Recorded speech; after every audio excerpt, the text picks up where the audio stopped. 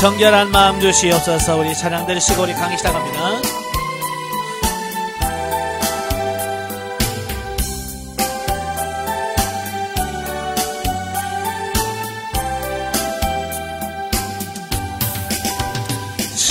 정결한 마음 주시옵소서. 너 주님 정직한 영을 새롭게 하소서. 정결한 마음 주시옵소서. 주님 정직한 영을 새롭게 하소서.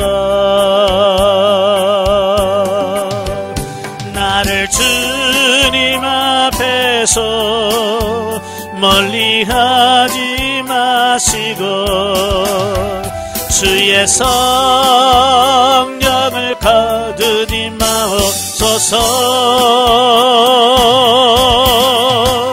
그 구원의 기쁨 다시 회복시키시며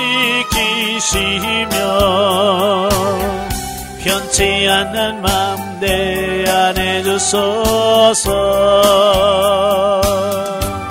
아멘. 기도하겠습니다. 은혜로우신 아버지 감사합니다. 오늘도 귀와 복된 시간 허락해 주시고 우리를 훈련의 장소로 인도하셔서 하나님의 말씀을 들으며 훈련에 임할 수 있도록 은혜 주셔서 감사합니다.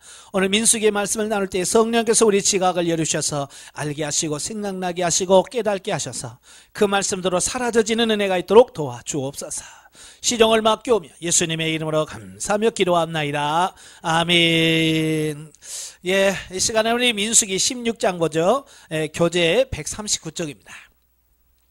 139페이지를 보시면 제 16장 고라 일당의 반역과 백성들의 원망이 나옵니다. 예, 사람들이 좀 한결같이 마음이 하나같이 이렇게 하나로 단결되어서 하나님이 일하면 얼마나 좋겠어요, 그지? 근데 사람의 마음이 다 달라요. 예, 100이면 100이 다르고요. 쌍둥이를 낳아도 쌍둥이 서로 마음이 다르잖아요. 근데 여기 지금 이스라엘 백성들은요, 장정만 60만 3,550명, 어린아이 여자까지 다 합치면 200에서 300만 정도 되는 어마어마한 숫자란 말이에요. 그러니까 그 안에 별의별 사람이 다 있지 않겠어요, 그지? 예. 자, 오늘은 1절부터 11절까지 보면 고라의 일당의 반역과 모세의 단호한 답변에 대한 말씀을 합니다. 자, 레위 지파 고핫의 손자인 고라는 모세와 아론의 사촌으로 제사장직을 아론의 가족이 독점하는 것을 매우 불만스럽게 여기고 그것을 찬탈하려고 했다. 자, 어찌 보면 이해가 돼요. 그죠? 사람이라면 그런 생각 가질 거 아니에요. 그죠? 같은 아버지 밑에서 할아버지 밑에서 자란 사촌인데 누구는 대제사장도 하고 제사장도 한단 말이에요. 그죠? 뭐 제사장 보면 벌써 시체말로 말하면 뽀대 나잖아요. 그죠? 제사장을 에봇을 입죠. 제사장은 막 화려한 옷 입고 막 축도도 하죠. 그러니까 같은 고핫 자손인데도 아론과 그의 식구들은 제사장이고 자기들은 고핫 자손은 뭐합니까? 벗게 나르고, 그죠? 이런 거 나르고요. 그런단 말이에요. 여러분 같으면 어떡하겠어요? 여러분도 고라 같은 마음 있지 않겠어요? 아니, 왜 너만 그래? 우리 같은 사촌인데, 이렇게 생각할 수 있잖아요. 같이 하자라고 할 수 있단 말이에요. 예. 그래서, 반역을 일으키는 겁니다. 왜 너만 하냐? 같이 하자. 또 거기에 동조하는 사람이 있는데요. 루벤 지파의 다단과 아비람, 그리고 온이라고 하는 사람이 일어나서, 이 사람은 다 누구냐면 루벤 지파의 자손들이에요. 루벤이 누구냐면 야곱의 장자잖아요. 야곱의 장자예요. 장자권, 그러면 지금 장자 그리 중요하지 않지만 예전에는 장자라면 큰 뭐였잖아요. 그죠? 예? 아마 여러분 할머니 때만 봐도요. 할머니들은 누구만 좋아해요? 그렇죠. 장자. 아유, 우리 장손 왔어. 똑같은 손자들이 치고 가도 할머니, 할아버지는 아이고, 우리 장손 해서 용돈 줘도요? 항상 더 줘요. 그만큼 장손, 장자는 굉장한 의미가 있어요. 근데 이때 당시는요, 예, 굉장히 지금부터 3,500년 전이니까 더 심했겠죠. 근데 루벤은 장자 집한데 아무것도 없어요. 제사장권은 아론이 레위 지파가 가져가 버렸지. 뭐 아무것도 아닌 거예요. 그러니까 이들 입장에서 보면 아니 우리가 장자 집한데 말이지. 뭐 주도권도 하나도 안 주지. 아무것도 없지. 그러니까 그들도 역시 그 지도권을 모세가 준 지도권을 찬탈하려고 시도하는 어떤 이런 모습을 보게 돼요. 그런데 이들의 반역은요, 단순히 모세와 아론이라는 지도자에 대한 것이 아니라 하나님의 권위와 통치권을 무시하고 인간적인 탐심을 채우려는 사악한 생각의 발로였으며 하나님을 인위적으로 이용하고자 하는 교만한 행동이었다라고 하는 거예요. 왜냐? 여러분, 모세를 세워서 지도자로 세우신 분이 누구예요? 사람이 아니잖아요. 아니면 모세가 야 내가 지도자 할게 그랬어요? 아니에요. 우리가 이미 잘 아는 것처럼 하나님께서 모세에게 야 너 내 백성 구해내. 그러니까 아이고 제가 뭘 합니까? 능력도 없는데요. 안 하려고 했잖아요.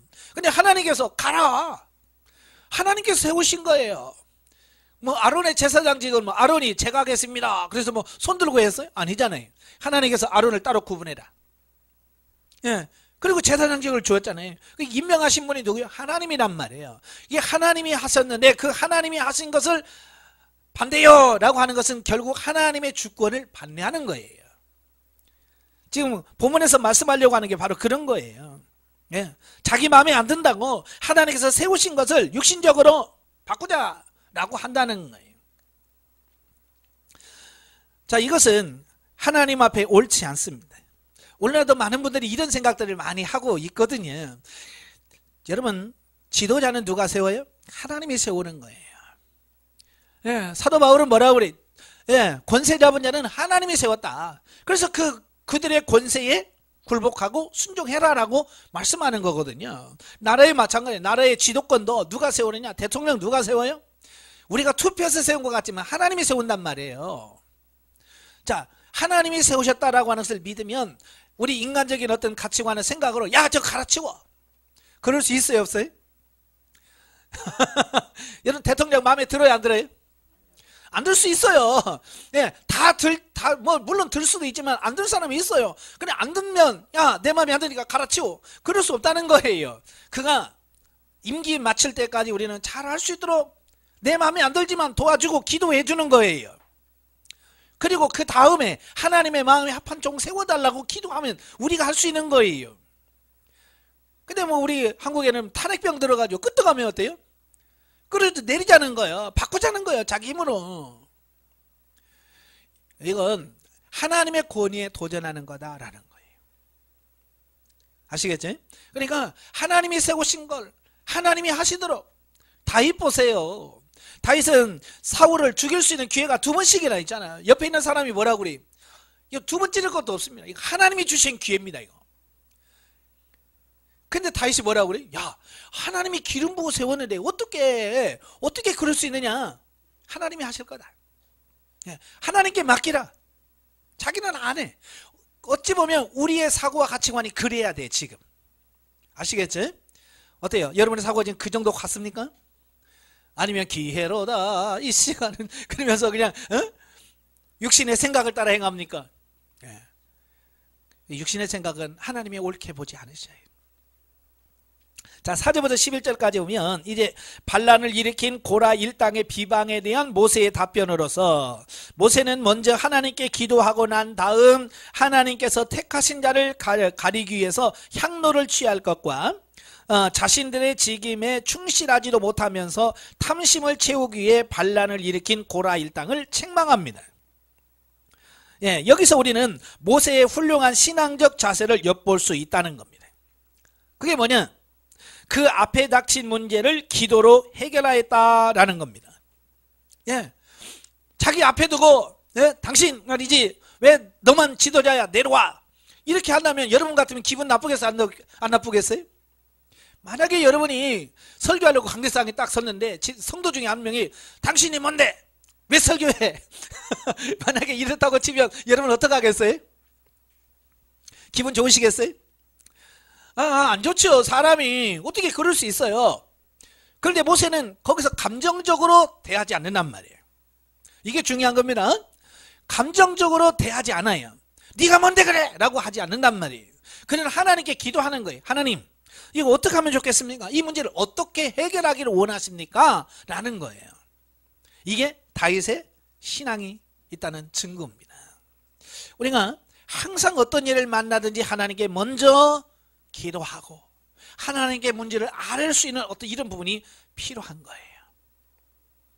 두 번째는 사람이 하나님께로부터 받은 은사와 직분은 각기 다르지만 그것을 겸손히 받아들이고 그 맡은 직임에 최선을 다해야 한다는 사실을 교훈해 주고 있습니다. 예. 자, 우리는 하나님의 일하면서요, 자꾸 뭘 따지냐면 직분의 높낮이를 자꾸 따져요. 그죠? 교회 안에서 누가 제일 높냐? 예? 목사님들 모이면 우리 중에서 누가 제일 높냐? 꼭 제자들과 똑같아. 그죠? 우리 중에 누가 크냐? 예. 그래서, 예, 좀 크다 하면서 노회장 하시오. 뭐 이러면서, 크다고 생각하냐고 노회장 하라고 그러고. 서로 어떻게, 그런 사고 때문에 서로 노회장 되려고 난리고, 총회장 되려고 난리고. 예? 아무래도 여기는 총회장이 안 될 것 같으면 어때요? 쪼개서 나가잖아요. 쪼개 나가서 거기서 총회장 하고. 예, 노회장하고 그런단 말이에요. 왜냐하면 이런 사고와 가치관이 내가 하나님 앞에 어떻게 하나님의 일을 감당할 거냐라고 하는 것보다 누가 크냐 여기다가 초점을 맞추기 때문에 그런 거거든요. 예, 그러면 안 됩니다. 우리는 좋고 나쁘고 높고 낮은 걸 따지면 안 돼. 정말 하나님께서 내게 맡겨진 사명이 뭐냐, 내게 맡겨진 사명이 뭐냐, 이걸 아는 게 중요한 거예요. 예, 우리가 사사기를 보면 그 기드온의 아들 엘리멜렉이 반역을 일으키죠. 예, 그래서 지가 스스로 왕이 됩니다. 그때 기드온의 아들이 그에게 말하잖아요. 비유를 들어서 설명하잖아요.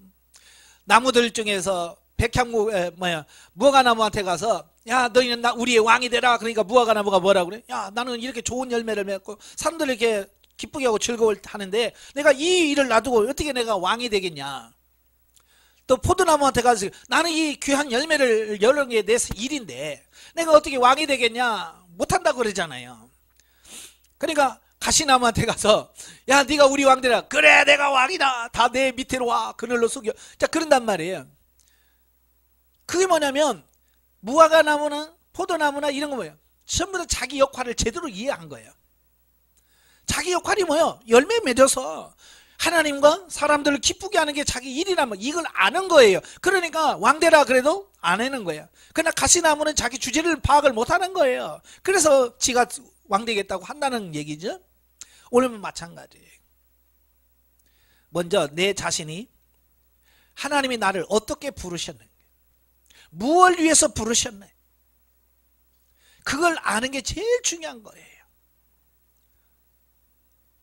저는 후배들 만나면 꼭 그래요. 제발 정치권에 들어가지 마시오. 노회장 안 됐다고 천국 못 가고 그런 건 아니에요. 제발 그 정치권에서 하지 말고 정말 그 하나님께서 내게 주어진 사역지, 내게 주어진 목양지에서 최선을 다하세요. 그러다 보면 하나님께서 또 뭐 노회장도 세울 수도 있고요. 내가 열심히 하다 보면 하나님께서 세울 수 있는 거지. 그걸 목적으로 해서 목회를 하거나 그러면 안 됩니다. 예. 제가 아는 분은요, 그냥 월요일부터 토요일까지 그냥 노예 사무실이나 뭐 이런 데 뺑뺑 돌아다니면서 참 어떻게 저렇게 목회를 하시나 어떻게 저렇게 하시지? 대단한 능력을 소유하신 분이 계시는데요, 절대 그러시면 안 됩니다. 아시겠죠?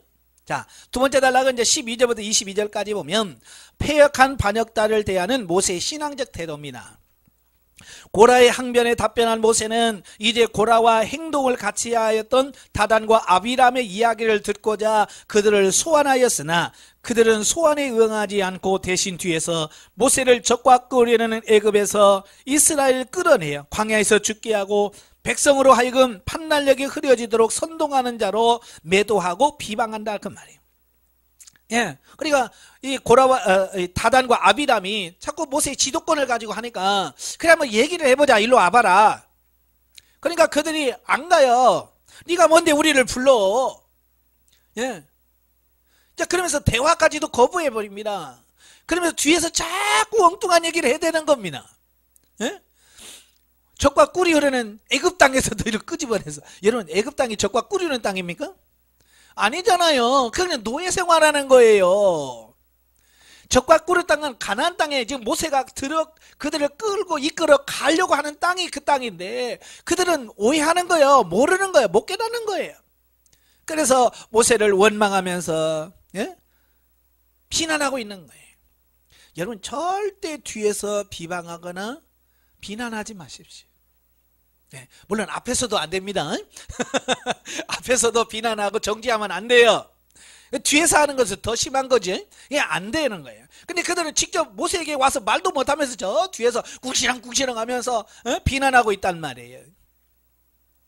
이때에 모세는 다단과 아비람의 행위가 비단 자기에게만 해당되는 것이 아니라 자기를 이스라엘의 지도자로 세우시고 이스라엘을 애굽에서 인도하여 가나안에 들이시고자 하신 하나님의 주권과 통치권에 대해 심각한 도전임을 느끼고 분개합니다. 그러니까 단순히 모세에게 야 너 이거 부족해 라고 말하면 그죠? 사람인지라 그래 나 이 정도 부족해 라고 할 수 있지만 이건 뭐냐면 하나님께서 주신 주권적인 그 능력 이런 것까지 다 부정해 버리니까 모세가 거기서 분노한 거예요. 그죠? 목회자라도 완벽한 사람이 있어요 없어요? 없어요. 목회자라도요 어느 부분에 못하는 부분이 있습니다. 제가 어렸을 때 담임 목사님이 참 찬양을 못하셔. 시골에서 담임 목사님 계신데 이 찬양을 워낙 못하셔. 음치야 완전히. 그래서 막 찬양을 자기 맘대로 다 다스려 버리시는 분이에요. 그러니까 그분이 먼저 시작했다가는 성도들이 다 찬양이 엉망이 돼버리는 거예요. 다 무슨 찬송이는 네 줄을 가까이를 다 돼. 몇 장을 불러도 한참 부르다 보면 4줄을 가까이야. 참 독특한 은사예요. 예. 그러니까 제가 그때 중고등부였거든요. 그러니까 그분이 먼저 중고등부 할 때 먼저 찬양하면 우리는 이제 아무도 못 불러. 그러니까 몇 장 그러면 빨리빨리 찾아가지고 먼저 시작을 해야 돼. 그래야 찬양이 돼. 설령 그렇다 치더라도 그지? 설령 그렇다 치더라도 그걸 이해하고 저분은 저럴 수밖에 없구나. 그죠? 그 인정해주고 나머지는 해야 되는데 그것 가지고 모든 것을 매도하거나 부정하면 안 된다는 얘기예요. 특별히 하나님께서 그를 부르셨다면 그를 부르신 하나님을 원망한다면 하나님을 비방한다면 결국 하나님까지 원망하고 비방하는 것이 되잖아요. 그죠? 그래서 우리가 개인의 약점은 있어요. 그러니까 개인의 약점을 이해하게 할 수 있습니다. 우리끼리 모여서 그러잖아요. 지사님은 목사님은 찬양을 참 못하셔. 그래 맞아 나 찬양하기 힘들어. 이렇게 인정하고 이렇게 이야기하면 되잖아요. 근데 그걸 가지고 비난하고 하나님이 왜 목사님을 뽑았는지 몰라 내가. 그렇게 되면 안 되잖아요. 그죠? 그러니까 항상 말에 절제할 수 있는 어떤 그런 물이 필요하다 그 말이에요. 아시겠죠? 그리하여 하나님의 주권과 통치권을 바로 세우기 위해서 하나님께서 옳고 그름을 판단해 주시기를 요청합니다. 예. 모세는 그 말을 듣고 이건 하나님이 알아서 하실 거다. 하나님이 판단해 주세요. 내가 하게 하지 않겠습니다. 자, 여기서 우리는 문제를 신앙적으로 해결하려고 하는 모세의 자세. 예. 자, 이게 중요한 거예요. 자기의 육신의 감정으로 처리하려고 하지 않고 하나님께 기도하면서 하나님께서 어떻게 인도하시든지 하나님께 그걸 맡겨드리는 겁니다. 예. 왜 우리가 문제가 자꾸 심각해지냐면 사람이 해결하려고 그래서 그래요. 예. 노예도요 마찬가지. 노예가 어떤 문제가 생겼을 때요 막 이 사람이 이렇게 하겠다고 저 사람이 막 저렇게 하겠다고 그러면 더 꼬여버리는 거예요. 그때는 차라리 모든 노예원들이 탁 손 놓고 하나님께 기도합시다. 사람이 노려놓고 하나님께서 하시길 놓고 기도하면 하나님께서 알아서 다 정리하거든요. 근데 하나님이 하실 거라고 말하면서 그걸 못 내려놔. 왜? 자기가 하고 싶은 거예요. 예, 자기를 내려놓지 못하니까 그러는 거거든요. 그러니까 결국 목회는 뭐든지 자기 자신을 내려놓은 사람만이 할 수 있는 거라. 두 번째는 뭐냐? 자신의 이권보다 하나님의 영광을 먼저 보존하려는 훌륭한 의지를 발견할 수 있다. 이처럼 신앙인은 어떠한 일에서도 먼저 하나님의 영광을 보존하려고 열심을 가져야 하며 또한 하나님의 방법으로 모든 문제를 해결하고자 노력해야 된다. 예. 그러니까 하나님의 영광을 위해서 해야지 자기 자신의 영광을 위해서는 안 되는. 자, 그런데 문제는 뭐냐면 이 화가 나고 삐진 사람들은요, 그 하나님의 그 역사하심 이게 보여 안 보일까요? 이게 안 보여요. 감정으로 확 돌아간 사람들은요 절대 하나님의 뜻을 볼 수가 없습니다. 예. 그래서 우리가 육신의 감정에 사로잡히지 않도록 항상 조심하고 주의하셔야 되는 거예요. 그러니까 노예나 뭐 할 때 교회에서도 마찬가지요. 막 내 감정이 상하면 어떻게 해야 되겠어요? 빨리 자리를 피하셔야 돼요. 자리를 피해서 하나님 앞에 주님, 제 육신의 감정을 처리시켜 주옵소서. 육신의 감정대로 행하지 않기를 원합니다 라고 기도하면서 육신의 감정을 내려놓고 가서 설교를 하든 뭘 하든지 해야지. 그 감정을 그대로 갖고 가면 설교할 때 생명의 말씀이 나오는 게 아니에요.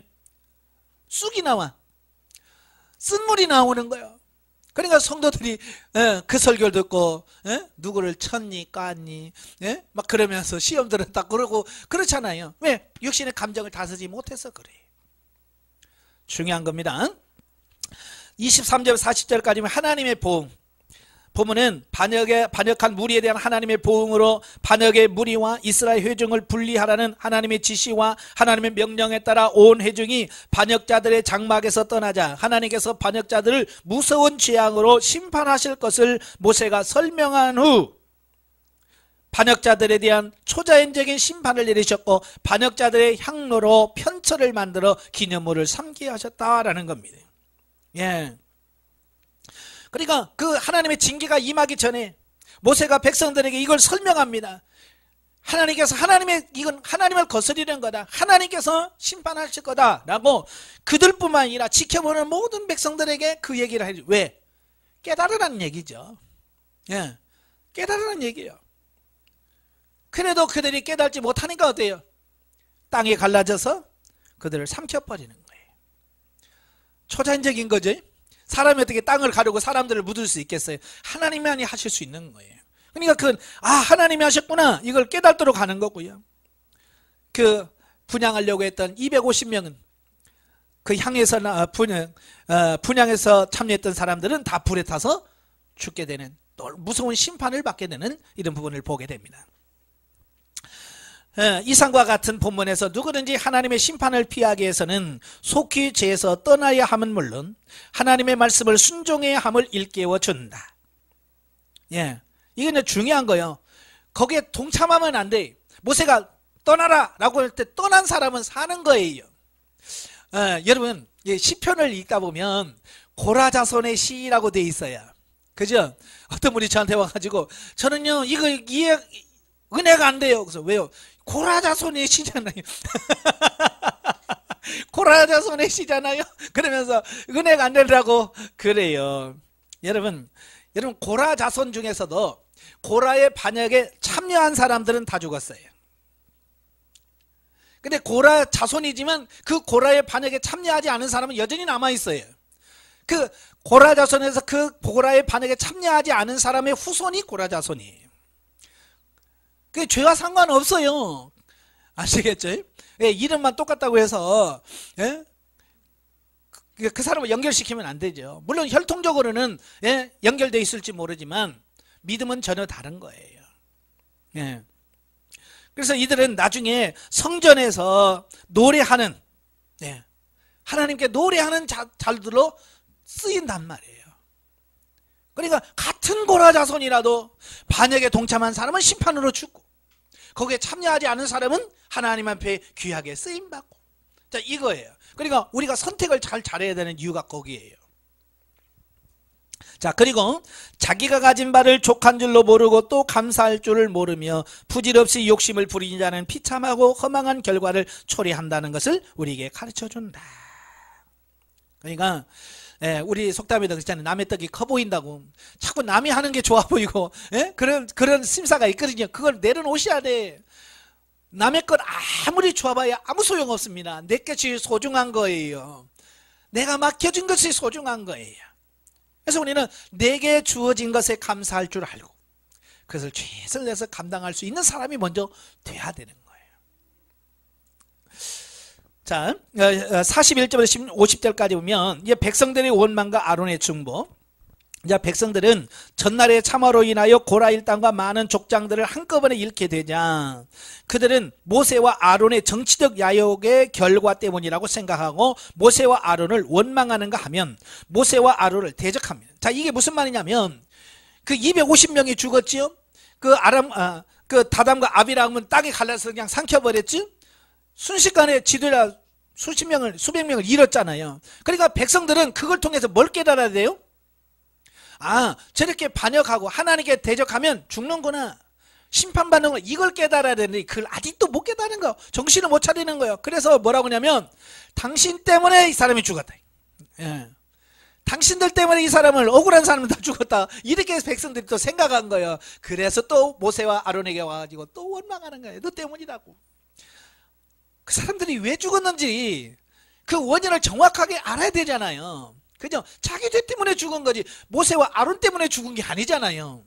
그런데도 그들을 못 깨닫는 거예요. 그래서 또 아론과 모세를 원망하고 대적하는 겁니다. 이처럼 하나님의 분명한 심판과 징계를 목도했음에도 불구하고 세상적인 정분에 얽매인 백성들의 태도는 그들이 얼마만큼 영적인 일에 무지했는가를 잘 반영해주고 또한 죄로 인해 마비된 인간의 양심으로는 하나님의 뜻을 분별해내기는 역부족이라는 점도 교훈해주고 있습니다. 이게 타락한 인간의 한계예요. 우리도 변화되지 않으면 우리도 역시 그들과 다를 바가 없습니다. 그래서 저와 여러분들이 영적으로 성장해야 되고 우리가 변화되어야 돼요. 한편 고라 일당을 원망하던 백성들은 하나님께서 내리신 연병으로 인하여 14,700명이 급사하는 징계를 받았습니다. 그러니까 하나님께서 고라와 다단과 아비람을 하나님께서 특수한 방법으로 처리하셨잖아요. 그러면 전부 다 하나님 앞에 엎드려야 되는데 또 원망하니까 하나님께서 분노하셨습니다. 그래서 연병을 그 땅에 내렸어요. 그래서 막 수많은 사람이 막 죽어가는 거예요. 14,700명이 연병으로 죽어갑니다. 그나마도 아론이 자신을 원망하고 대적한 백성들을 위해 죽음을 무릅쓰고 하나님께 중보했기에 몰살을 면할 수 있었대. 이는 앞서 모세의 중보 사역과 동일한 성격의 것이었대. 연병으로 막 죽어갑니다. 그러니까 모세가 아론에게 빨리 향을 살려서 산자와 죽은 자의 사이에 서라. 그러니까 아론이 막 향로를 취해서 가서 산자와 죽은 자 사이에 섰을 때 하나님께서 아론의 그 중보 기도를 들으시고 연병을 더 이상 퍼지지 않게 하셔서 그러니까 14,700명에 끝난 거지. 만약에 그게 안 했으면 아론이 정말 자기 목숨을 내걸고 그렇게 중보하지 않았다면 글쎄요 몇 명 죽었을지 상상이 안 갑니다. 몰살시키는 그럴 수 있죠 뭐. 근데 또 하나님은 다 또 그게 아니니까 그 중에서 또 7사람만 치셨겠죠. 어쨌든 이렇게 아론의 중보 기도가 중요하다. 여러분 같으면 어떻게 하겠어요? 여러분 말 안 듣는 성도들이 만약에 이런 하나님의 징계 받는다 그러면 여러분 어떻게 생각하실 것 같아요? 뒷방 가서 웃겠습니까? 아 이거 고소하다 그러겠어요? 그러시면 안 되죠. 아론처럼 정말 중보할 수 있는 모세처럼 중보기로 할 수 있는 그런 삶이 되셔야 돼요. 자, 고라와 반역자들은 하나님께서 주신 모세와 아론의 영적인 권위를 무시하고 대적하였으나 하나님이 모세의 권위를 증명하여 주셨다. 모든 사람을 대하는 성도는 그와 함께 하시는 하나님의 권위를 인정하는 자세가 될 때 무시하지 않고 존중하는 마음을 갖게 될 것이다. 그래서 우리는 하나님이 세우신 권위를 인정해요. 가정에서는 어떤 권위입니까? 예, 부모의 권위. 부부간에도 남편에게 준 권위. 이건 뭘로 취해서 얻은 게 아니에요. 이건 하나님께서 정해놓은 권위예요. 그 권위에 도전하시면 안 돼요. 그 권위에 순응하면서 하나님의 뜻을 이룰 수 있는 것이 중요한 겁니다. 아시겠죠? 요즘에 이제 권위가 완전히 무너진 시대잖아요. 그죠? 예전에는 뭐 나라의 대통령 그런 막 대단한 존재였잖아요. 근데 지금 뭐예요? 그냥 개나 소나 막 대통령 이름 아무나 막 불러대고 물러가라 그러고. 이 권위, 대통령의 권위가 완전 땅에 떨어졌어요. 집에 부모의 권위 있어요, 없어요? 부모는 땅 밑에 가 있고 애들은 위에 가 있고. 이거 완전히 막 하나님께서 정해놓은 권위가 완전히 뒤바뀌었어요. 예전에는 맞는 부인들이 많았는데 요즘엔 맞는 남편이 많대. 예전에는 쫓겨나는 여인들이 많은데 요즘은 쫓겨나는 남편이 많고. 뭐 쫓겨나고 이게 좋은 게 한 게 아니라 제가 말하려고 하는 것은 권위가 완전 상실했어요. 이건 이미 선지자를 통해서 예언된 부분이에요. 말세가 되면 이런 권위가 무너질 거라고 했어요. 그러니까 이런 부분을 보면서 세상이 마지막이 다가왔다는 것을 정신을 차리고 깨어 있어야 돼. 그러면서 그래 세상이 어찌하든지 우리는 성경에서 하나님이 말씀하신 대로 살아야 된다라고 하는 어떤 그런 가치관을 가지고 사셔야 돼요. 자칫 잘못하면 우리도 세상적인 가치관 그대로, 세상 사람들이 부모의 권위 무시한다고 나도 같이 무시하고, 예? 세상 사람들이 남편의 권위 무시한다고 나도 같이 무시하고, 이렇게 되면 우리는 같이 망하는 거예요.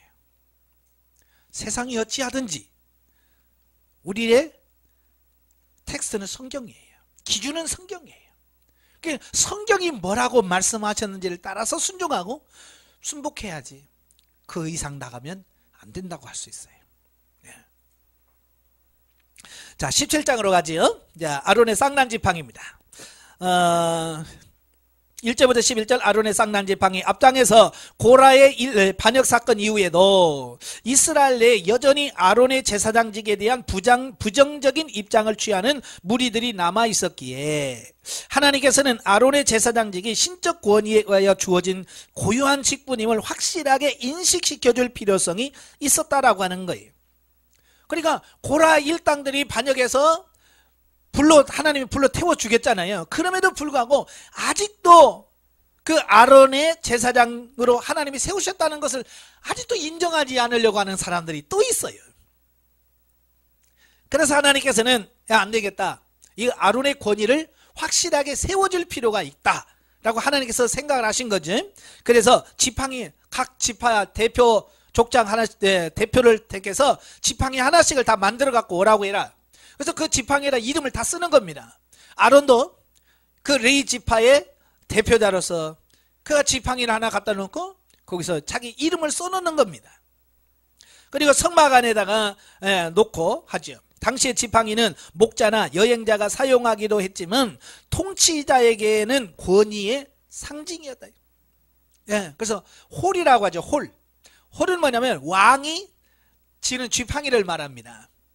그래서 예전에 뭐 드라마나 영화를 보면 그 왕들은 이 금 같은 걸로 막 화려하게 꾸민 지팡이 딱 들고 있잖아요. 그죠? 그래서 지팡이를 내밀면 그 지팡이를 잡고 손잡고 막 이런 거 있어요. 그게 뭐냐면 지팡이는 그 사람의 권위를 인정하는 거예요. 지도권을 상징하는 거예요.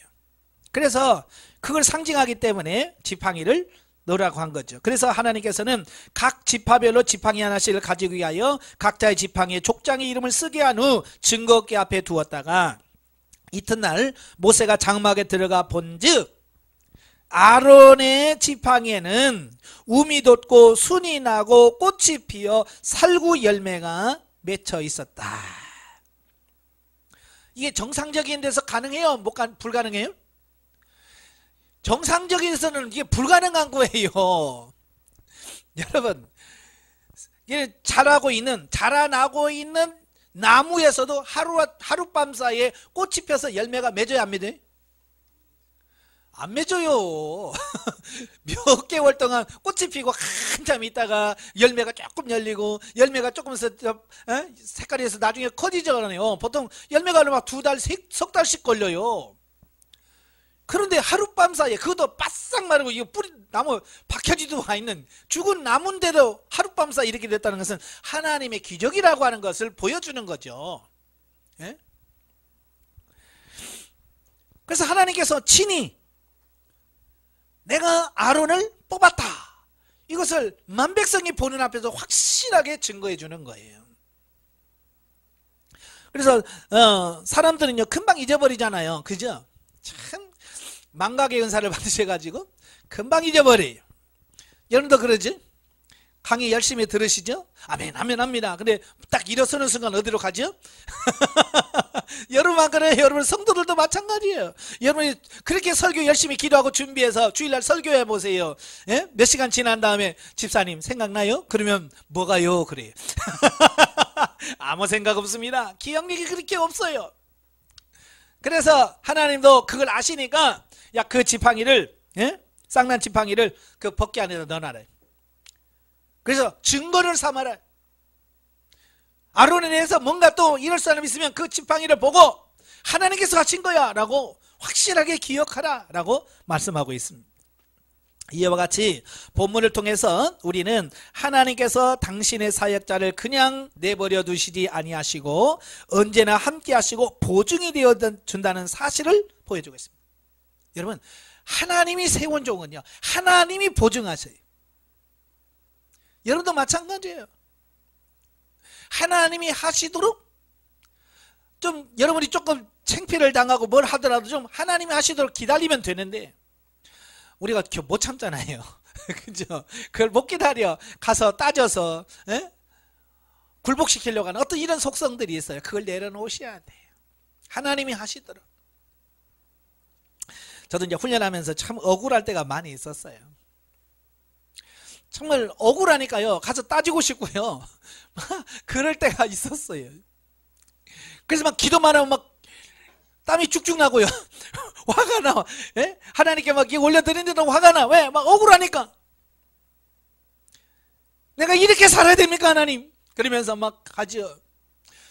그러고 나면 시간이 지나면 하나님께서 다 평정해 주시더라고요. 예. 근데 조급해가지고 먼저 뛰어가가지고 내가 집사님 일로 와봐요. 이런 말 했죠. 따지면 수습이 안 돼. 그게 만약에 제가 하는 말이 맞더라도 그분 자존심에 그게 허락이 안 돼. 그러니까 내가 잘못했어요. 그러고 교회 나가버리는 거예요. 그러니까 굴복은 했지만 떠나버려. 그게 이긴 거예요? 진 거예요? 내가 결국 진 거야. 내가 이긴 것은 그가 사랑으로 굴복해서 그잖아요. 사랑으로 굴복해서 교회에서 같이 신앙생활을 할 수 있어야 되는데 내가 가서 따져서 내가 이기면 그 사람 자존심 상해서 나가버리는 거예요. 그건 이긴 게 아니잖아요. 내가 진 거예요. 그래서 내가 나서려고 하지 말고 좀 하나님이 하시도록 하나님께 내어드리는 어떤 이런 부분이 필요하다라고 하는 거예요. 하나님께서 연약한 백성들을 사랑하셔서 범죄의 가능성을 미연에 방지하기 위한 섭리하고 계시다는 사실을 보게 되어집니다. 그래서 그 쌍난 지팡이를 보관하라고 말씀해 주시는 거거든요. 자, 오늘날도 교회 안에서 이런 직분으로 인한 분쟁이 아주 자주 발생해요. 네. 특히 목회자와 장로 사이에 많이 이제 그런 갈등들이 많이 있는 것은 사실입니다. 왜 그럴까? 자기 역할에 대한 어떤 이런 게 정확하게 주어지지 않아서 그래요. 목사의 역할, 장로의 역할이라고 하는 이 부분이 명확해야 되는데 이게 불분명하기 때문에 이 선을 자꾸 넘어가려고 하니까 이게 문제가 생기는 거거든요. 그죠? 그래서 이 선을 정확하게 아는 것이 중요합니다. 그러니까 목사라고 해서 막 내 마음대로 하면 안 돼요. 장로가 할 일이 있으면 장로에게 맡겨서 하게 하고 집사 권사들이 할 수 있으면 그들 맡겨서 하고 그래야 되는데 시어머니처럼 다 간섭을 하는 거예요. 다 간섭을 하면 성도들 입장에서는 그게 싫은 거예요. 아, 놔둬도 우리가 알아서 할 텐데. 그죠? 예. 그래서 우리가 하나님의 일할 때 오지랖이 너무 넓어도 안 되고, 그죠? 시어머니가 되면 안 됩니다. 시어머니가 되면 안 돼. 좀 지켜볼 수 있고, 지켜봐주고, 기다려주고, 그런 인내가 매우 필요하다. 자, 12, 13절은 두려움에 떠는 백성들, 하나님께서 아론의 지팡이에 싹이 나게 하는 이적을 본 백성들은 자신들의 잘못을 회개하기는커녕 오히려 하나님이 자기를 멸망시키고자 하는 계획을 갖고 계신 것으로 오해하여 두려워합니다. 자, 이건 백성들은요, 어리석은 백성들은 이래요. 보여줘도 날리고 안 보여줘도 날리고 뭘 해줘도 날리고 그렇습니다. 여러분, 하나님이 지금 백성들을 죽이려고 지금 아론의 쌍난 지팡이 기적을 보여주신 거예요? 아니, 죽이려고만 했으면 앞에 연병 때 다 죽이지 왜 살려주었겠어요? 그죠? 그러니까 아론의 쌍난 지팡이를 주신 것은 살리려고 주신 거지 죽이려고 준 게 아니에요. 근데 그들은 그걸 오해해가지고 하나님 우리를 다 죽이려고 하는 것보다, 그래서 막 두려워 떨고 있는 어떤 그런 모습들을 보게 되는 거예요. 어려서 그래. 영적으로 어리고 어리석어서 그래. 그래서 우리 목회자들은 빨리 성도들을 영적으로 성장할 수 있도록 키워주는 역할을 하셔야 돼. 분별력이 있도록. 사실 하나님은 이번 사건을 계기로 하나님과 이스라엘을 관계를, 새로운 관계를 정립하셔서 백성들로 하여금 하나님의 선하신 목적과 사랑을 깨닫게 하고자 하셨다. 그러나 그들이 하나님을 두려워했다는 것은 불신앙의 증거라고 할 수 있다. 하나님은 공의로우신 분이시니 무자비한 공포의 신은 결코 아니다. 예. 이 하나님은요, 사랑의 하나님이고 자비의 하나님, 물론 공의 하나님이긴 해요. 근데 가끔 보면 너무 막 성도님들한테 막 너무 하나님의 막 심판 막 이런 것만 증거해가지고 성도들이 벌벌 떠는 경우가 있어요. 이건 절대 하나님의 뜻 아닙니다. 예. 사랑과 공의를 정확하게 잘 가르치셔야 돼요. 예. 너무 사랑만 강조해도 안 되고요. 너무 하나님의 공의만 강조해가지고 성도들이 막 벌벌 떨게 만들면 안 됩니다. 이게 하나님의 뜻이 아니에요. 영적이해 보죠.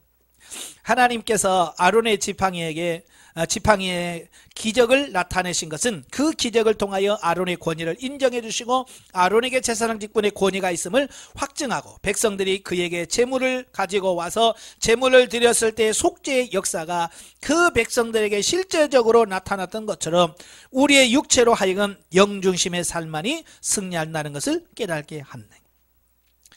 이게 지도자의 권위가 있어야 그가 전하는 말이나 모든 부분에서 효력이 나타납니다. 이 권위가 무시되면 그게 안 됩니다. 교회 안에서도 마찬가지예요. 성도들이 은혜를 받고 못 받고는요, 어디서부터 출발하냐면 내가 목사님의 권위를 인정하느냐 안 하느냐, 여기 차이가 나요. 그러니까 성도들이 목사님을 존경하면 목사님 말씀이 하나님 말씀으로 들려요. 근데 아휴, 지가 목사라고 그러면 그 다음부터는 전하는 설교나 뭐든지 다 무시돼 버리는 거예요. 그러니까 가족이 형제나 가족이 같은 교회에서, 그러니까 제가 담임 목사할 때 저희 형제나 가족들이 와서 신앙생활하면 그분들이 은혜 받기가 어려운 거예요. 왜 그럴까요? 네, 저를 목사로 하나님의 종으로 인정하는 게 이게 말로는 하는데 여기서 안 돼. 그래서 막 설교하면 형님 같은 경우는 그래 동생 잘하네. 이거 동생 잘하네. 그러니 이게 하나님 말씀으로 받아들였는데 동생으로 이해하니까 이게 은혜가 안 되는 거야. 무슨 말인지 아시지? 그래서 선지자가 자기 고향에서 인정을 못 받는다는 말이 그거예요. 왜? 다 봤잖아요. 어렸을 때. 제가 목사가 돼가지고 이제 개척하고 시골에 갔더니 동네 어른들은 보면 내가 뭐 진짜 옛날에 뭐 진짜 깨먹고 돌아다닐 때부터 다 그분들을 보신 분들이잖아요. 너 목사 됐다며? 사업 잘 돼? 손님들 많이 와?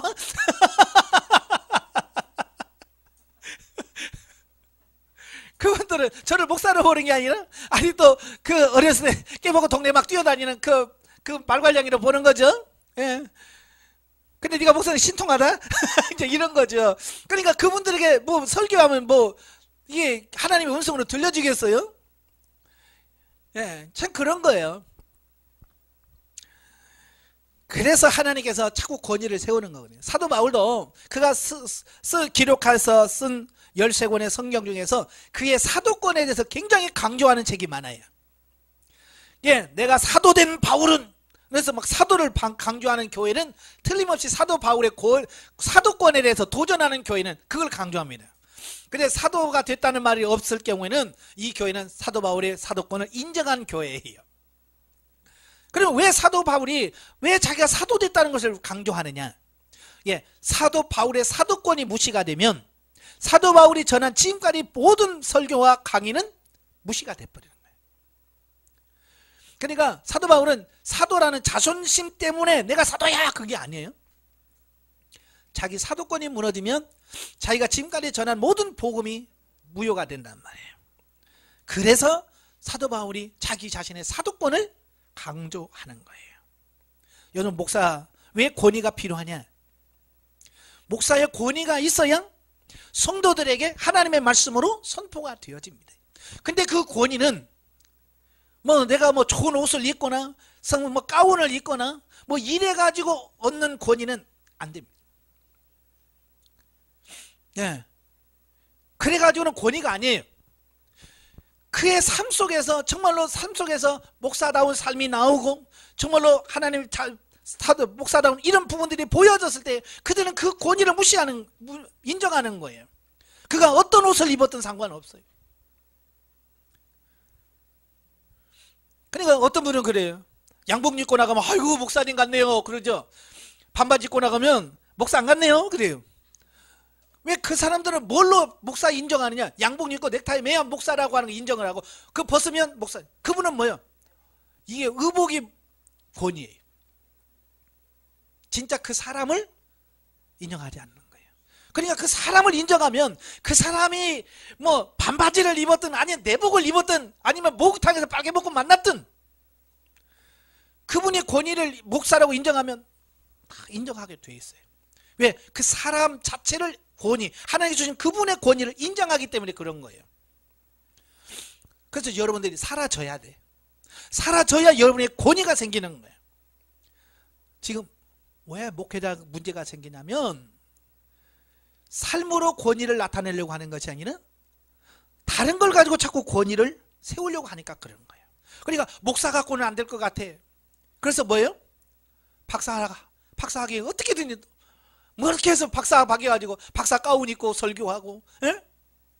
거기다 목사 옆 치고 박사 써놓고 여러분 박사한다고 여러분 인정할 것 같아요? 아니에요. 삶을 통해서 보여주셔야 돼요. 예. 그래서 저는 성도들하고 대할 때요 설교하고 막 예배 정식 예배 드릴 때는 양복 입고 하지만 그 외에는요 그냥 티 입고 반바지 입고 막 그래요. 제가 안양에 반바지 입고 있으니까 어떤 분이 와가지고 놀랬대. 자기는 지금까지 반바지 입고 성도들하고 이렇게 이야기하는 목사는 처음 봤대.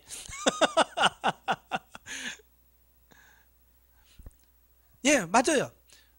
그래도 제가 반바지 입고 팔티 입고 이렇게 있어도 저를 목사로 인정할 수 있어야 제가 진짜 목사입니다. 양복 입고 강대상에 섰을 때만 목사로 보이면 이건 아닌 거야. 여러분 시장에 가서 누구를 만나더라도 시장거리에서 만나더라도 아이고 목사님 하고 그의 권위를 인정할 수 있는 부분이 되셔. 그게 뭐냐? 삶을 통해서 나오는 거예요. 아시겠죠? 그 권위가 진짜 중요한 거예요.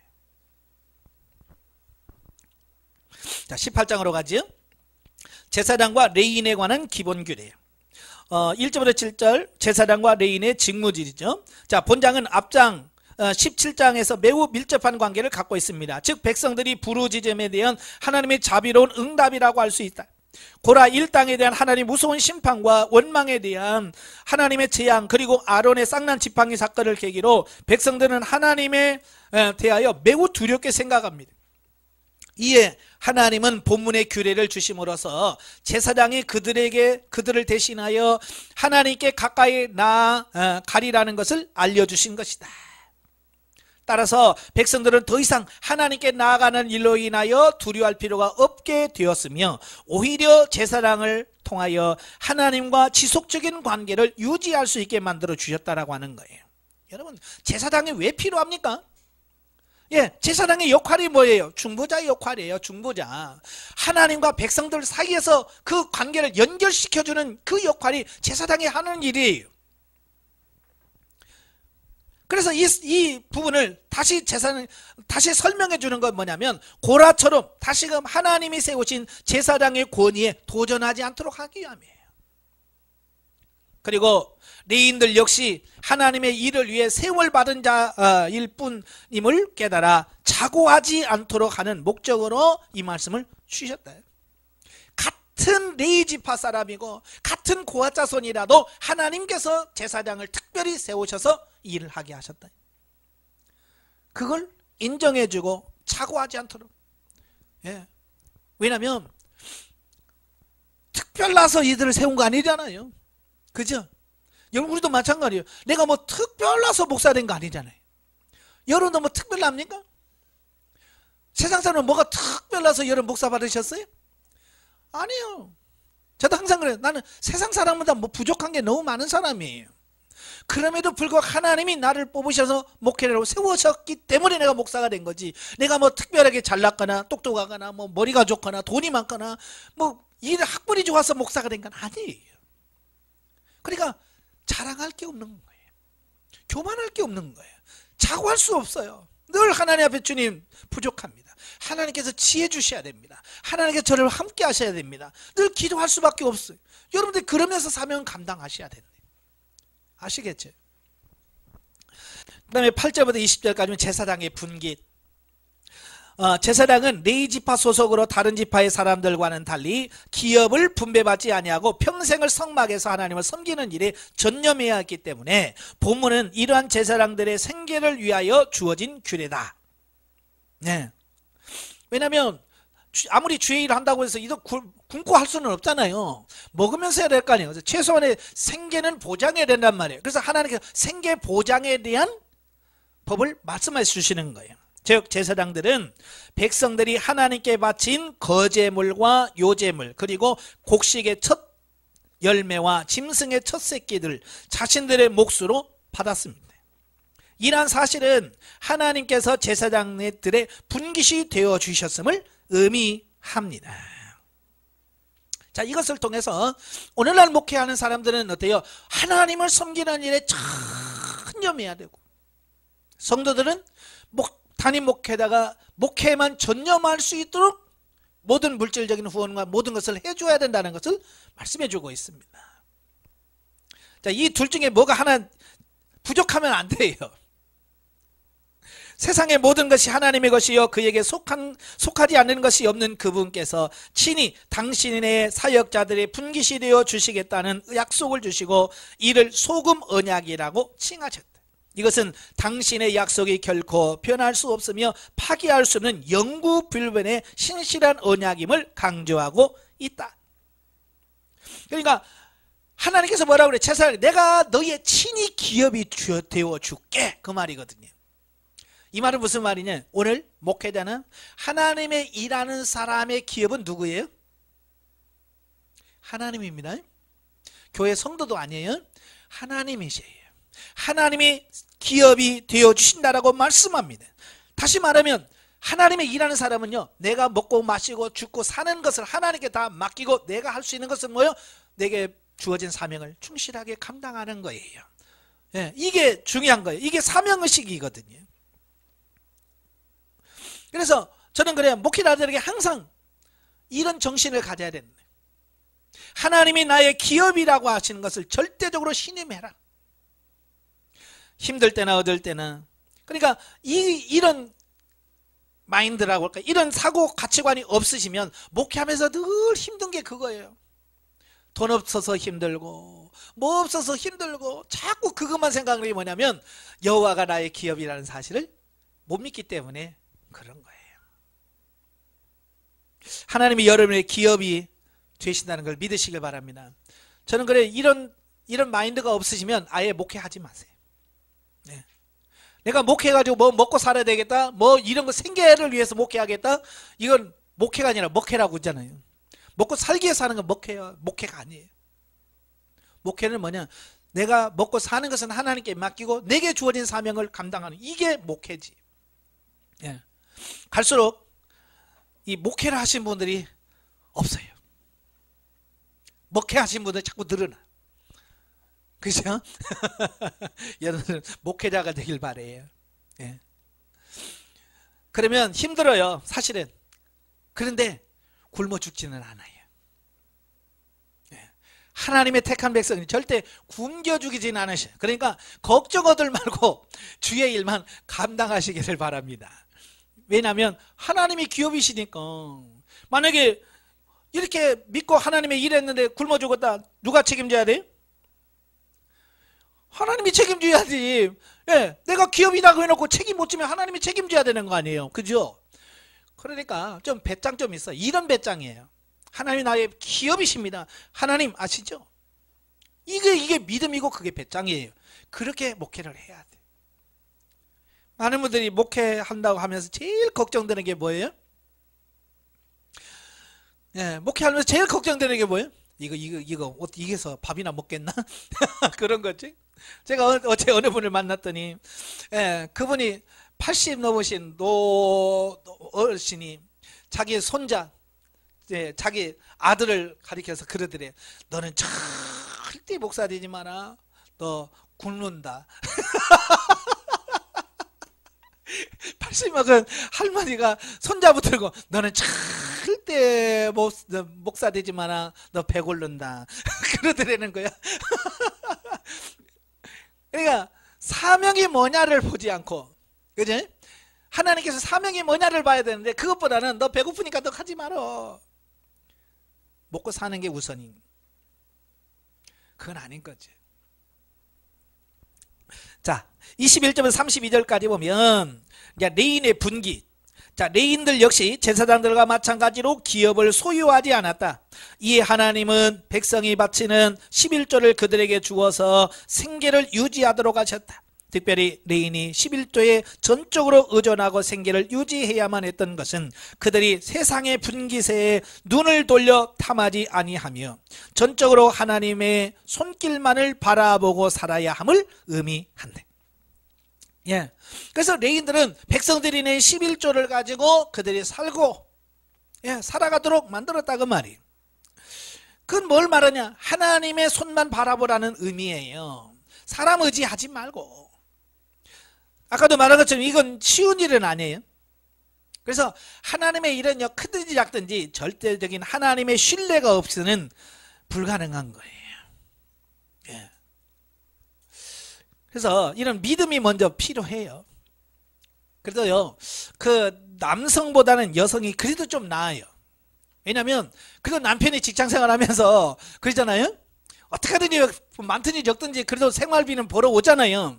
근데 남자가 목회라는요, 사모님 물론 벌기도 하죠. 이제 대부분의 사모님들이 직장생활 하시는 분도 계시지만 정말 남자 입장에서는 이걸 가족을 먹여야 된다는 그 부담감이 엄청 크거든요. 예, 자식들까지 큰 애들이 있어봐요. 이건 엄청 부담됩니다. 예, 그래도 하나님께 맡기셔야 돼. 예. 저도 참 목회하면서 제가 어느 분이 그래요. 목사님은 목회를 몇 년 하셨어요? 그러더라고요. 그래서 한 30년 넘었네. 그랬어요. 제가 87년도부터 전도사 생활했거든요. 예, 그러니까 33년째, 지금 34년째인가요? 그렇게 됐어요. 그러면서 전도사 때는 그래도 사례비는 적든지 많든지 받았어요. 첫 번째 제가 전도사 사례비가 5만 원 받았습니다. 예. 그거 가지고 한 달 살아야 되고, 예? 다 해야 돼. 등록금도 내야 되고. 그 다음에 10만 원. 그 다음에 20만 원. 신대원 졸업할 때 50만 원. 10년 만에 10배로 올랐어요. 그래서 신대원 졸업할 때 제가 50만 원 받고 전도사 생활을 했어요. 개척했더니 50만 원도 안 나오더라고요. 개척했더니 사람이 50만 원도 안 나와. 그래서 지금까지 목회하면서 단독 목회하면서 사례비를 제대로 받은 건 딱 2년. 지금까지 사례비 정확하게 교회에서 책정한 걸 그대로 제대로 1년 12달 정확하게 받은 게 2년밖에 안 돼요. 어때요? 제가 굶고 목회한 것 같아요? 그렇게 안 보이잖아요. 안 굶었어요. 하나님께서 힘들었지만 그래도 하나님께서 다 이끌어 주셨고요. 하셨어요. 저는 왜 제가 자신 있게 말하냐면 제가 그걸 걸어왔기 때문에 그 삶을 살아왔기 때문에 그런 거예요. 예.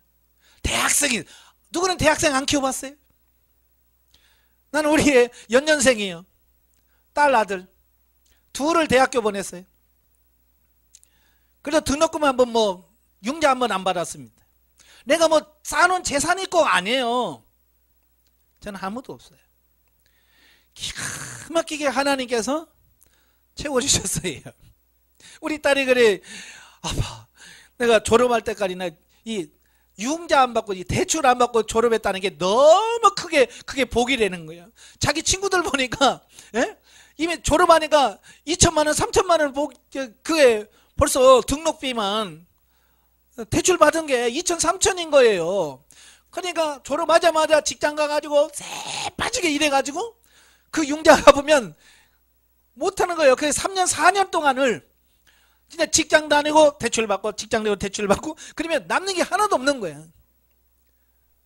그러니까 직장 마음에 안 들어도 나올 수가 없어. 왜? 이 직장 이거 놓치면 대출을 못 갚으니까. 그러니까 막 낑낑대면서 다니는 걸 보니까 우리 딸이 아이고 아빠 난 너무 복 받은 것 같아. 내가 쌓아놓은 재산이 있어서가 아니에요. 하나님께서 기가 막히게 하셨어요.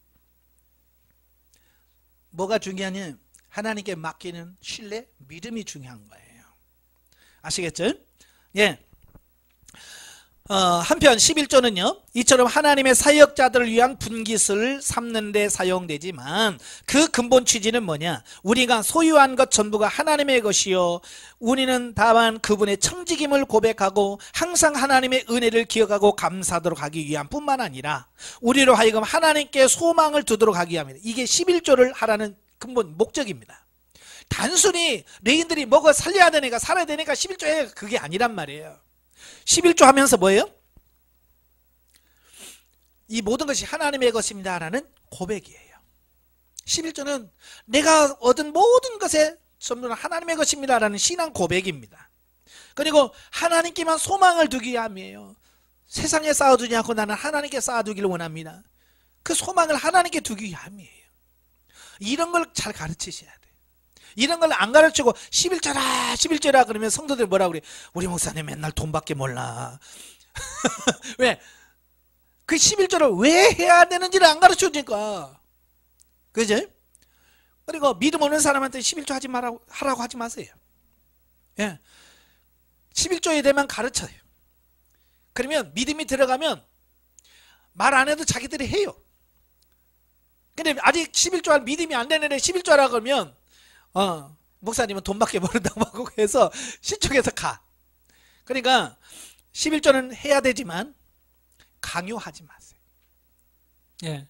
우리가 잘 아는 예전에 그 충영교회 김창인 목사님은 그 성도들 월급날이면 회사 앞에 갔대요. 회사 앞에 가지고 옛날 다 노랑 봉투에다가 다 주잖아요. 예? 총계 얼마, 뭐 세금 얼마 떼고 나머지 해서 딱 해서 봉투 노란 봉투에서 넣어 주잖아요. 그러면 목사님들 성도님 와서 김일사 일로 와봐 11조 때. 그래서 그 직장 앞에서 다 11조를 뗐다고 하잖아요. 예. 원래 이제 그분은 철학이 있는 거예요. 목회 철학. 그분만이에요. 왜냐하면 어쨌든 이 성도들을 복을 받게 하긴 해야 되겠는데 예, 안 한단 말이에요. 그래서 복 받게 할 수 있는 방법이 뭐냐? 11조 하는 것이 복 받는 거라. 그분은 이제 그게 목회 철학이 된 거죠. 그래서 어떻든 성도들에게 하는 거죠. 예. 저는 그런 걸 장려하고 싶지는 않아요. 여러분 뭐 그렇게 한다고 해서 되는 것도 아니고 왜냐하면 다 통장으로 다 들어가니까. 그렇지만 왜 해야 되는지 정확한 이유와 목적을 가르쳐 줘야 돼요. 예. 그러면 스스로 믿음이 생기면 하게 돼 있어요. 자, 따라서 11조를 드리는 자는 가장 아름답고 최상의 것으로 바치되 11조를 하나님의 축복을 받아내기 위한 흥정의 매개물로 만들어서는 안 된다. 자, 이게 중요한 거예요. 흥정의 매개물이라는 게 이런 겁니다. 우리는 말라기 말씀을 자꾸 인용해서 11조 내라, 창고에 쌓을 것이 복을 주겠다. 그래서 11조를 자꾸 복과 연결 자꾸 시켜요. 그래서 어떻게 복 주나 안 주나 한번 해봐. 물론 성경에서 말씀을 그렇게 할 수도 있지만 그렇게 하면 안 되는 거예요. 그래서 어떤 분은 그래요. 제가 아는 분도 그래요. 내가 알기로는 그분은 수입이 100만 원 이쪽인데 11조를 항상 40만 원씩 내. 내가 알기로는 수입이 100만 원밖에 안 되는데 11조를 40만 원씩 내. 그래서 불러가지고 내가 알기로는 11조가 그렇게 안 되는 것 같은데 왜 이렇게 많이 내냐 그랬더니까 저는요 믿음으로 드립니다. 그만큼 11조가 될 줄로 믿고 저는 합니다. 대단한 것 같지만요 이건 복을 받기 위한 수단으로 그걸 이용해 먹는 거지 진짜 신앙 고백은 아니에요. 아시겠죠? 그래서 10의 3조 4조 하는 나쁘냐? 아니에요. 하나님의 은혜에 감사해서 하는 것은 아무 문제가 안 돼. 그러나 복을 받을 목적으로 내가 이렇게 많이 해야 하나님이 내 11조를 수입을 많게 해서 나도 잘 살 거 아니에요. 잘 살기 위한 목적으로 그렇게 하면 그건 아닌 거예요. 왜 애초에 하나님께서 11조를 하라고 하신 목적과 다르기 때문에 그런 거예요. 그러니까 그런 부분에 있어서 목회량은 욕심이 생기면 더 해. 그러면 50만 원이면 더 줄 거 아니야. 그렇게 하면 안 된다고 말이에요. 정확하게 11조의 의미를 가르쳐서 그런 의미의 11조가 아니라 하나님의 은혜에 감사해서 드리는 그런 11조가 되도록 바꾸셔 주셔야 된다 그 말이에요. 물론 11조는 하나님의 축복을 받을 수 있는 가장 확실한 비결이기는 하지만 그럼에도 불구하고 우리는 11조가 하나님의 것이라는 것과 그것을 드리는 것이 우리의 의무임을 잊지 말아야 할 것이다. 영적이에 여기서는 제사장의 임무와 제사장이 받을 분깃에 대하여 말씀한다. 여기서 목회자가 해야 할 일과 성도들이 제사장적인 입장에서 하나님 앞에 무사람을 위하여 중보하는 일 등을 생각할 수 있다. 죄와 저주 아래 있는 자들을 위하여 피의 제사를 드리는 심정으로 중보하는 제사장적인 삶이 요구된다. 19장입니다. 선민과 정결 1. 정결용 재물 제조법. 하나님께 받은 출애굽 1세대들은요 광야 40년 동안에 모두 죽도록 되어 있었어요. 그죠? 민수기 14장에서 그래 가나안 땅에 들어가지 않고 못 들어가겠다라고 해서 결국 하나님께서 징계하셨죠. 자, 그래서 광야에서 다 죽어야 돼. 계수 안 받은 사람 다 죽어요. 또 고라 일당의 반역 사건과 그에 따른 백성들의 원망으로 인하여 많은 사람들이 죽었어요. 많은 사람이 죽어요. 또 백성들은 자연히 시체에 접촉하는 일이 자주 있을 수밖에 없다. 그리고 살다 보면 죽어가는 사람들이 많잖아요.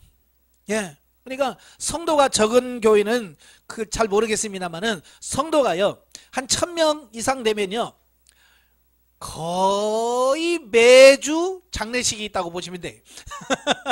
몇천 명 되면 거의 매주 장례식이 있다고 봐요. 그러니까 이 장례식에 가다 보면 자연적으로 어떻게 돼요? 시신을 가까이 하게 되고. 자, 그렇게 될 수밖에 없죠. 근데 지금은 이제 그런 게 없어졌지만 구약 시대는 뭐예요? 시신을 만지면 며칠 동안 부정합니까? 그죠? 7일 동안 부정하게 돼요. 시신을 만지면 7일 동안 부정하게 돼요. 자, 그런데 이스라엘에겐 시체가 죄의 결과인 사망의 열매로 간주되는 바 그것을 만지는 사람은 의식상 부정한 자로 규정을 합니다. 어쩔 수 없이 만져야 되니 왜? 만져야 장례를 치를 거 아니에요. 그죠? 시신을 옷을 갈아입힌다든지 장례를 치르고 어떻게 하든지 매장을 하든 뭘 하든 시신을 만져야 되잖아요. 어쩔 수 없이 만져야 돼. 따라서 결국 이렇게 나아가다 보면 백성 전체가 부정케 될 우려가 있었다라고 하는 거예요. 날마다 죽어가는 사람들이 많다 보니까 시신 만진 사람이 한둘이겠습니까? 그죠? 많이 있는데 그 사람들이 어때요? 내 자신을 깨끗하게 하지 않은 상태에서 다른 사람을 만지면 그 사람도 또 부정하게 돼요. 예. 자, 이게 무서운 거예요. 내가 시체 맞았으니까 나만 부정하게 끝나는 게 아니라 내가 이 부정을 씻지 않고 시신 만졌고 7일 동안 정결하지 않은 상태에서 내가 아내를 만지면 아내가 부정해져 버려. 또 그러면 아내도 7일 동안 부정해서 또 해야 되는데 또 애들 씻긴다고 애들 만지면 애가 부정해져 버려. 우리가 자가격리라는 말 들어보셨죠? 쉬워요, 어려워요? 안 해보셔서 모르시죠? 코로나 때문에 자가격리하라고 할 때 힘들잖아요. 자기가 안 나가고 다른 사람 접촉 안 하는 게 이게 얼마나 옳은지 몰라요. 만약에 이거 보세요. 시신 만진 사람이 자가격리를 안 하고 가서 만지면 이 사람은 부정해야 돼. 또 이 사람은 부정하게 돼. 그러면 순식간에 거기에 모여있는 이 사람이 다 부정하게 될 거 아니에요. 그래서 하나님께서는 그 부정을 씻는 법을 마련해 주셔서 빨리 그 부분을 부정해서 벗어나도록 하셨다, 그 말이에요. 따라서 결국 이렇게 나아가다가는 부정할 방법이 없는, 정결케 하는 방법이 없는 거예요. 그래서 이 정결 예법을 제정해서 이 백성들로 하여금 언제나 성결한 삶을 살도록 만들어 주셨다는 겁니다. 네, 그러니까 하나님께서 그렇게 하지, 이런 방법을 허락하지 않았다면 전부 다 부정해 줄 수밖에 없었기 때문에 그런 거예요. 즉 보면은 시체를 만져 부정한 자를 정결케 하는 물을 만드는 제조법에 관한 언급으로서 먼저 온전하여 흠이 없고 아직 멍에 매지 아니한 붉은 암송아지를 제사장이 진 밖에서 잡은 다음에 제사장은 손가락에 그 피를 찍어 회막 앞에 7번 뿌리고 그 송아지와 함께 백향목, 우슬초, 홍색씨를 넣어서 같이 태웁니다. 그래서 백향목은 영생을 상징하고요, 우슬초는 부패를 정결케 하는 것을 상징하고, 홍색씨는 강력한 생명력을 상징합니다. 그래서 이걸 같이 그 송아지와 함께 넣어서 태우는 겁니다. 그리고 난 다음에 정한 자로 하여금 암송아지의 죄를 취하여 진 밖에 보관했다가 부정을 씻는 물을 만드는데 사용했다라고 하는 거예요. 근데 이 정결케 하는 이 잿물을 만드는 방법이 결국 뭘 상징하냐면 예수 그리스도의 그 죽으심과 그로 인하여 우리가 깨끗하게 되고 정결케 된다는 사실을 모형적으로 가장 잘 보여준 부분입니다. 예. 그래서 이 죄인들이 이 부정한 정결케 하는 이 잿물을 타서 뿌림으로 통해서 거룩하게 되죠. 자, 오늘 저와 여러분이 죄가 있지요. 우리가 예수 그리스도의 보혈의 피뿌림으로 말미암아 저와 여러분이 어떻게 돼요? 거룩하게 되고 정결하게 되는 거예요. 바로 이것을 우리에게 지금 보여주려고 하는 거예요. 그래서 이러한 정결 예식은 우리를 죄와 사망의 부정으로부터 정결케 하신 그리스도의 희생과 사역을 예표한다. 즉 흠없고 아직 멍에 매지 아니한 붉은 암송아지는 본질적으로 죄가 없으시며 또한 결코 죄에 오염되지 아니한 그리스도의 순결함과 그분의 대속적 희생을 예표합니다. 또 암송아지를 진 밖에서 잡은 것은 예수님께서 영문 밖으로 끌려나가 희생당하실 것을 예표해 줍니다. 바로 이 붉은 암송아지는 모두가 다 우리의 죄를 씻으실 예수 그리스도를 예표한다 그 말이에요. 자, 11절 19절에 보면 그걸 어떻게 활용할 거냐. 암송아지의 재로 만든 정결케 하는 물은 자, 시체를 만진 자, 또 죽은 자의 장막에 들어간 자, 또 죽은 자의 뼈나 무덤을 만진 자, 또 죽은 자의 장막에 있는 그릇과 같이 시체로 인하여 부정케 된 사람이나 물건을 정결케 하는 데 사용했습니다. 이게 다른 용도가 아니에요. 다른 용도가 아니라 이 시체와 관계된 이런 부분들을 정결케 하고 거룩하게 하는 용도로 쓰였다는 겁니다.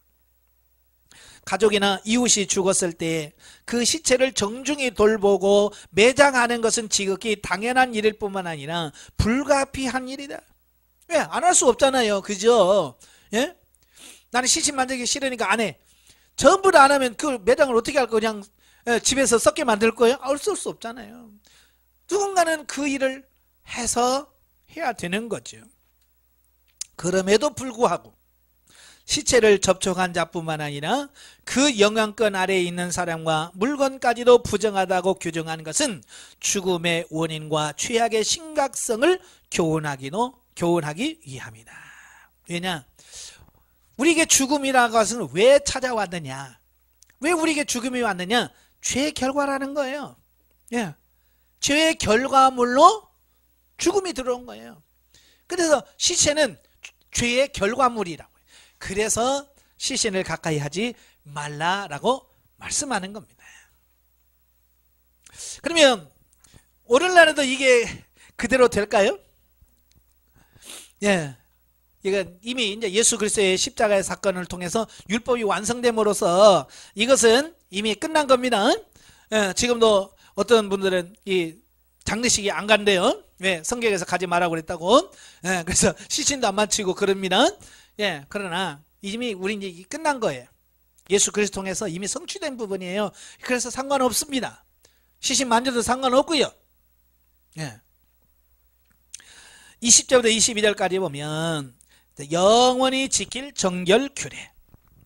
정결규례를 지키지 아니하는 자는 죽임을 당하리라고 이미 말씀하신 하나님께서 본문에서는 그 정결규례를 영원히 지키도록 다시 한번 명령하고 계신다. 예, 이것을 영원히 지켜라. 왜? 하나님은 정결규례를 통하여 백성들로 하여금 죄의 심각성을 깨닫고 죄와 분리된 삶을 살도록 의도하신 것이다. 이게 목적입니다. 어떻게 하든지 죄 짓지 말라는 거야. 너 죄 지면 힘들지? 이제 이걸 말씀해 주는 거예요. 그러니까 너 죄 짓지 마. 사실 죄는요, 마치 전염병과 같아서 아주 작은 부정에서부터 주의하지 않으면 순식간에 확대되고 만다. 예. 코로나를 경험해 본 분은 아실 거예요. 어떻게 그게 전염되어지는지, 그렇죠? 얼마나 무서운지. 예전에는 그게 잘 감이 안 잡혔는데요. 이 코로나 사건을 경험하면서 이게 이 본문을 읽으면 너무 확 머리에 오는 거예요. 아, 이렇구나. 그래서 자가격리시키고 그렇게 해도 어때요? 어떻게 그렇게 해서 또 번지고 잡았나 싶으면 또 번지고 그러잖아요. 꼭 죄의 속성하고 똑 닮았습니다. 그러니까 이번 기회를 통해서 우리가 깨달아야 돼요. 성경에서 코로나 이게 죄의 속성하고 너무 똑같다. 철저하게 방역하지 않으면 새나가. 예, 나는 아니겠지 방심하다가 걸리는 거예요. 예, 그렇잖아요.